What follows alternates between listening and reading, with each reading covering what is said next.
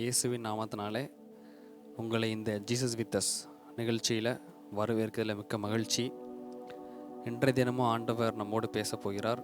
இவ்வளோ நாள் தொடர்ந்து நம்ம கூட பேசி கொண்டு தான் இருக்கிற ஏசப்பா இன்னும் அதிகமாக நம்மளோட பேசுவார். இந்த இரவு பகுதியில் நிறைய பேர் எக்ஸாம் எழுதிட்டு வந்திருப்பீங்க.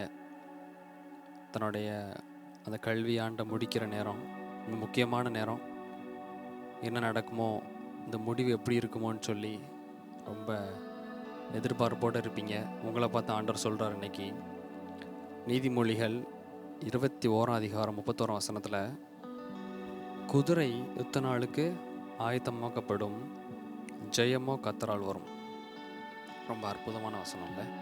குதிரை யுத்த நாளுக்கு ஆயத்தமாக்கப்படும் அப்படின்னா, அந்த குதிரை யுத்த குதிரைன்றது ப்ராக்டிஸ் பண்ணிகிட்டே இருக்கும் டெய்லி.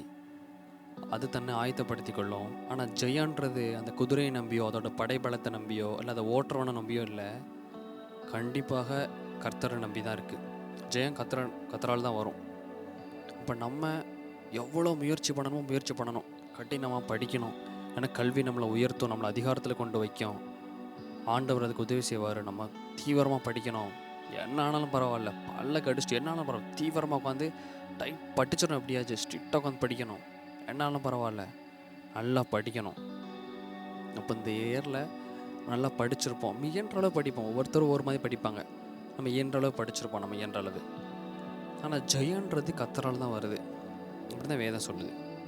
அப்போ நம்ம முயற்சி பண்ணுற காரியங்கள், எல்லா காரியங்களுக்கும் நிச்சயமாக ஆண்டவர் ஜெயம் தருவார், அவரை நம்பி நம்ம சார்ந்து இருக்கும் பொழுது.